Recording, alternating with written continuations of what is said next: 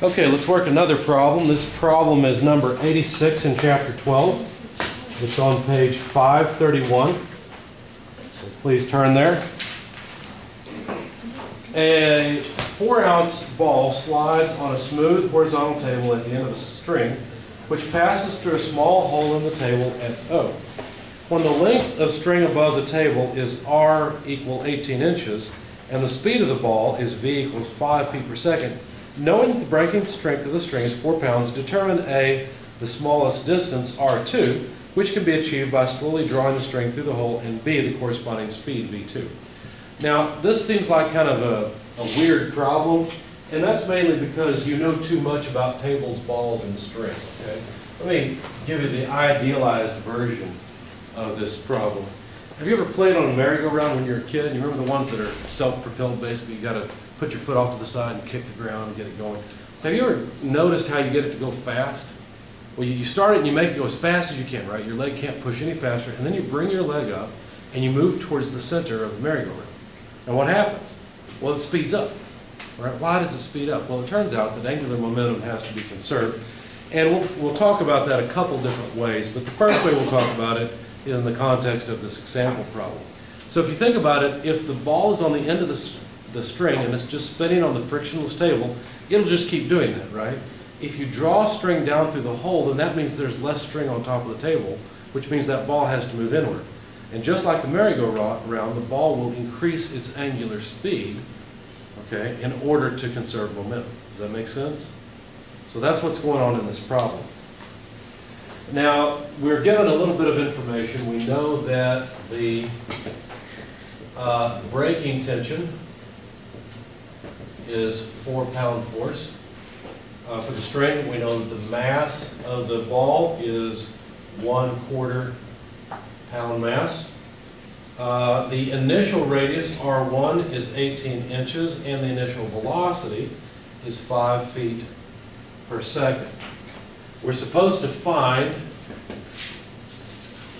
the radius, R2, which will be less than R1, right? Because if we play out string, the velocity is going to decrease because the angular momentum would have to be conserved. But if we draw in string, then R2 is going to be less than R1, the velocity will increase, and therefore the force required to hold the string in place will increase until finally it breaks. So we're supposed to find R2 at breaking, and then we're supposed to also find the velocity when we're at R2. Okay? Chapter 12, what do we always do first thing? Body diagrams. I'm going to keep saying that because I want to drill it into your head so that you just do it automatically. Okay? All right, so let's make a free body diagram. Here's the table. Here's the ball on the table. The ball is moving in this direction, so I'm going to draw that in a different color because I really don't want velocities on my free body diagram because this is not a force. Okay? I'm just drawing it there for your benefit so you understand how it's moving. The string is off in this direction. Now, in what direction do you think there's a force applied? And what force would there be? Ball to the center. Something pulling the ball towards the center, that's right, that would be from the string, right? In fact, that force would be right here, and it would just be the tension. Are there any other forces acting on the ball? There's no friction, right? So there's no force in the plane due to friction. Gravity's acting down this way, the table's supporting the ball in this direction, so weight doesn't play a part in this. So no, that's it. That's the only force, is that tension. Okay? Now, if the tension is greater than the force required to keep this ball on the circular path, then the ball will move inward. That's how we'll draw the string down. And at some point, we finally get to a tension because the ball's moving so fast that the string would break. Now, I'm going to set up a coordinate system on this. We're going to use a radial and a transverse coordinate system. So I'm measuring the angle from over here. There's theta, and so the theta axis is in this direction, the direction of the velocity. Okay, so once again, I apologize. I should put these in different colors because these are not supposed to be forces. These are just the coordinate systems. So let's change it a bit. Theta, R, and this is the transverse axis. It's really measured off of the angle. Okay? So the tension is the only force. That makes our force balance very easy. In fact, the sum of the forces in the radial direction is straightforward. It's just negative tension. That's it. The tension acts in the negative radial direction. And that would be equal to the mass of the ball times the acceleration in the radial direction. Okay?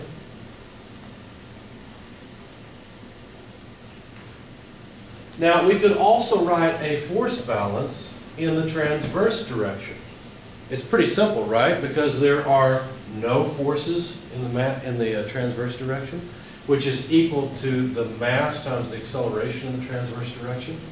You might look at that and say, well, that doesn't really help me much, because all you've done is you've proven that the transverse acceleration is 0. I already know that. Why would I care about that? I know that the velocity is constant until you pull that string in, and then it changes. So what does that tell us?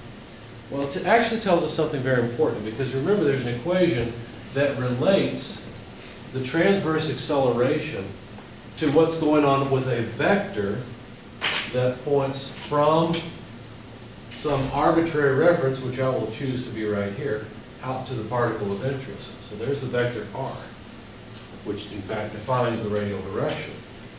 But you remember, there's an equation that relates this, and it says that the transverse acceleration of this particle has to be the length r times the rate of change of angular speed of the vector plus 2 times the rate of change of length of the string times the angular speed. Okay? Now you might look at this and say, well, this is still not all that interesting, but let me show you something that may be interesting. Now, we're about to get deep into math, okay? Let me warn you. So if you follow this, great. If you don't, that's okay. If you have questions, please ask them. You can, of course, go back and look at the video. But let me show you something kind of interesting.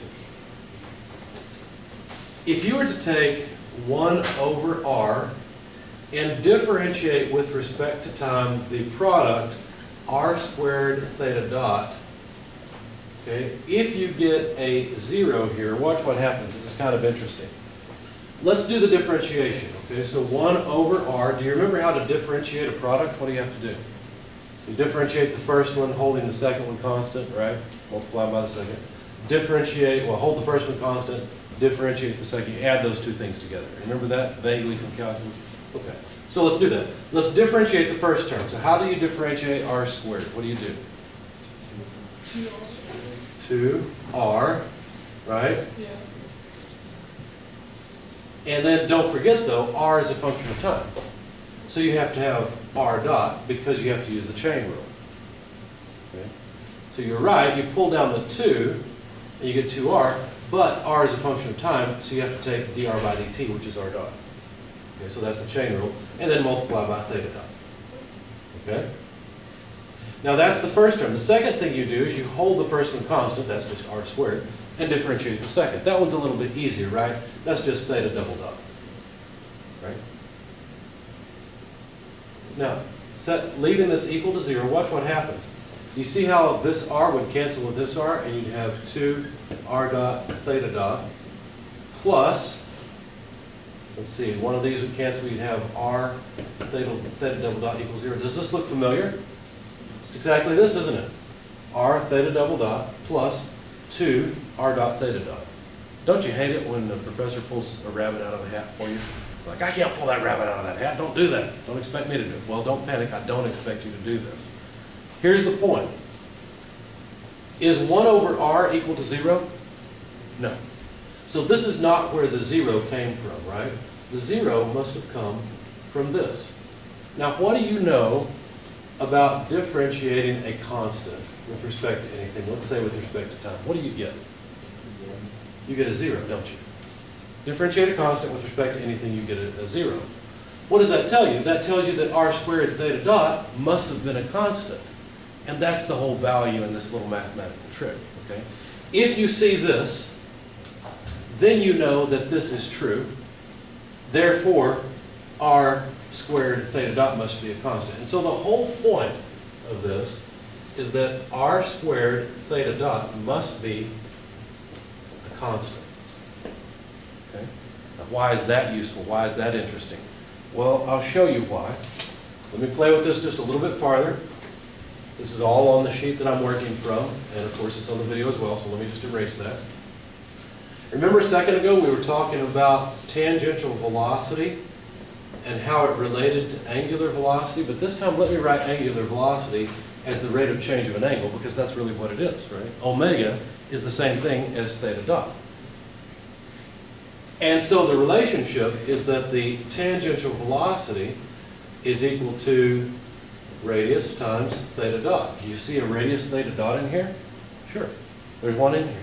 There's an r left over, so what this tells you is that r times tangential velocity is a constant. Basically, this is a statement of conservation of angular momentum. Now, I want you to make some notes in your book, and this is the whole reason that I'm working this example for you. That's one of the big reasons. On page 521, equation 1218 is an important equation. And you'll notice that above that equation, essentially this and the derivative stuff I had a minute ago is right above this equation. And they say it follows that for any finite value of r, we must have equation 1218. So I just showed you how it followed. If you understand it, great. If you don't, it's okay. What I want you to do is write this down next to equation 1218. I want you to write that if this is a constant, here's the practical version, here's the useful version. R1 V1 equals R2 V2.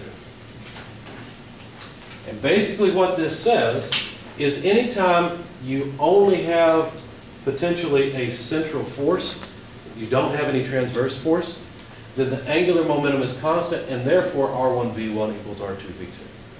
This is the same statement as r squared theta dot equals a constant, which is what they've got in equation 1218. Okay? It's just that this one's frequently more useful than what they wrote down for you. You may not realize it right off. Okay? If you don't have your book with you, make sure you make a note of this and add it when you get home. It's on page 521. Okay? Now, I just showed you why that's true. And basically, this works anytime the force is only in the so-called central force. Okay? It's only in the radial direction. Now, this is really handy for this problem because we're supposed to find the velocity at R2. So if we found R2, we know R1 and V1, they're right here. We could find V2, and that would help us solve part B. So we kind of set up the problem ahead of time. Okay, so let's see what we can do with this. Now, we just got done playing with the transverse component, and really the only thing we gain from it is this. Okay, now, you can simply know this if you know that a particle is moving under only the application of a central seeking force. So we've really used this up. Okay, that's done. But is there anything we can find with this AR? Because remember, AR we can also expand into more terms. Well, if we sum forces in the radial direction, we get this equation, and let me not switch colors, let me go back to blue. And so we can expand that AR. If you go back to chapter 11 and look for how you expand that, it comes out this way. It's R double dot less R theta dot squared.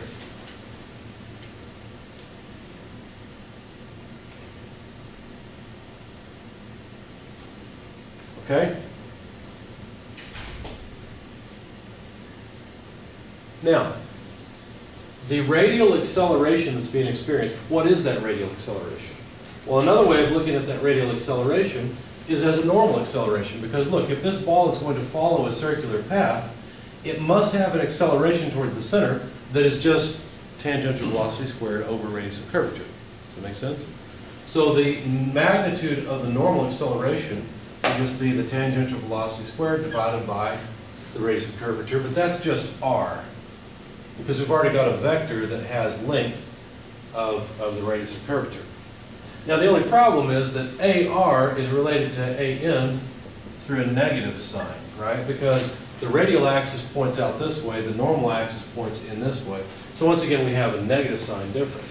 So another way of writing this is just mass multiplied by negative AN, which is just negative MV. And instead of writing V sub t for tangential, since the tangential axis and the transverse axis are in the same direction, let me just use the subscript theta. Okay? Questions? So far so good? How are we doing? I know I'm throwing a lot at you at once. So why would you change the AR to dot, double dot R minus R data squared? I'm just writing this out Yeah. in all the different ways that we can. Oh, okay, but you Yeah, so- change it by the AR. Well, actually, right, this Yeah. is AR, and I'm just showing the AR or negative AR is also equal to AN, Okay. so that I can plug it in. Yeah. I'm sorry, I think my question's kind of similar to his. Sure. So essentially, we could use either the transverse axis or the regular. That's right. We could use a tangential axis, and I don't want it there. I want it here, but I don't have the space for it, so I guess I have to put it here. And a normal axis. This normal axis should point towards the center from the particle. Okay. We can use either one. I'm just writing it down in both coordinate systems. I just want to make sure. Yep. Good question. Okay.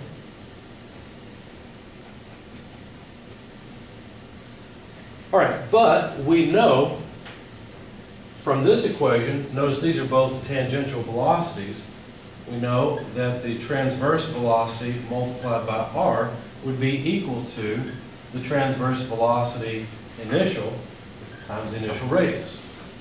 And so we could rearrange this and solve for the transverse velocity as v1 r1 over r. In other words, give me any radius you want here. I will divide the initial velocity and radius by that radius, and I will tell you the new tangential velocity. Another way of saying this is, if you're a kid on the playground, you can now answer the question, how much do you speed up as you move in? Well, if you know how fast you were moving on the outside of that merry-go-round initially, and you know how far you were from the center of that merry-go-round initially, and now you're halfway in, you're going to be going twice as fast. Does that make sense? That's all this says. So this is just an equation that relates how the tangential velocity relates to the initial tangential velocity, given the way that you change your position on the merry-go-round, okay, how far you are from the center. And so finally, I think I'm done playing with this. Let's plug this in for the tangential velocity here and see what we've got. So the tension, if I were to cancel both of the negative signs, the tension would be equal to the mass multiplied by v theta squared, but that's just v1 r1 quantity squared over r squared divided by r. And so this is just, notice these r's will go together, so we'd end up with r cubed. If we were to solve for that r, that radius, then what we would find is that that radius is equal to m v1 r1, where the v1 r1 are squared divided by t to the 1/3 power. There's just algebra to go from here to here. You put this r2 with this r, you get r cubed. You move it up, you move the tension down, you take the cube root, and you're there. Okay? Now, why did I come up with this? Well, notice everything inside here is known. I know the mass of the ball, I know the initial velocity and radius, and if I plug in a tension of 4 pounds, I can tell you what radius the ball is at when the string breaks. Does that make sense? Because the tension here is required to keep the ball moving on a circle. As that circle gets tighter and tighter, because I'm pulling the string down through the table, the tension goes higher and higher. And that's really all this says. Okay? But this is how the tension relates to the radial position. Yes? To find, when you find r, shouldn't that be like square root of that? It should not be square root because this r squared combines with this r to give r cubed. Okay. Good question. Anything else? Okay. All right. Well, if you plug in the numbers, then the radius at breaking would be equal to 1/4 pound mass divided by 4 pounds force, just taking care of these two pieces. 5 feet per second for the velocity, that's the initial velocity, multiplied by a radial distance of 18 inches. Does everybody know that 18 inches is just 1.5 feet? Is that clear to everybody, or do you need to plug in the conversion factor? Okay. So let's just say 1.5 feet. That has to be squared. We need the cube root of this, and we'll need a conversion factor because we have pounds mass and pounds force. So, let's see, there's 1 pound mass, 32.2 feet per second squared for each 1 pound force. That'll take care of pounds force and pounds mass. And you can verify, but the radius will come out in feet. In fact, when you plug all this in your calculator, you should get 0.478 feet. I don't have a real good feel for that, except that it's about half a foot, a little less. And so I converted it to inches and found that the braking radius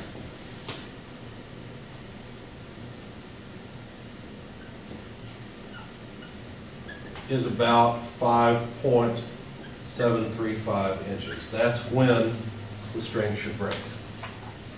Now the velocity at that radius can be easily found from this equation, because the only unknown is the velocity at that radius. So let's play with Leave the bottom part. Is R2 equal R1? I mean, is R equal R2? Oh, never mind. Yes, R comes out to R2, because notice that's the tension when the thing breaks. Because I plugged in 4 pounds. Okay. Make sense? Yeah. If you plug in more pounds than that, it doesn't make any sense. So, you can, why were you talking about 32.2? G sub C. I've got pounds mass and pounds force. I have to rectify that. Okay. Now you can't just plug in 1 pound mass and 1 pound force. You have to add in the fact that 1 pound mass, 32.2 feet per second squared, is 1 pound force. Okay. Because really a pound mass times a foot per second squared is a unit of So you can put acceleration. the pound force to pound mass down there. Yeah, now be careful saying that. It's not that you're converting pounds force to pounds mass or vice Yeah. versa. You're converting pounds mass feet per second squared to pounds force. And Okay. there's a difference, because a pound mass is not a force. A pound mass is a mass.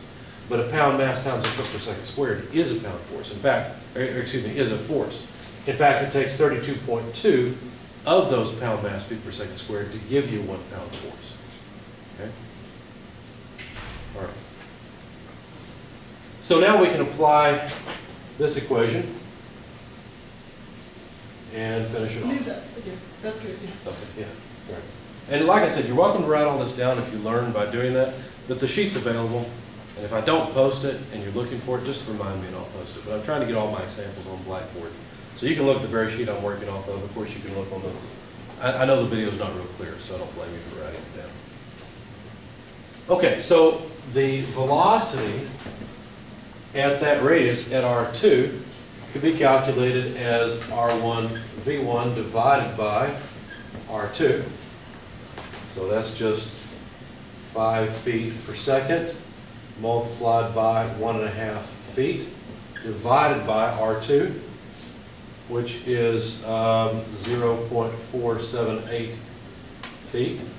And so you come up with a velocity of about 15.69 feet per second. I'm putting it here because I know I'm off the edge of the video otherwise.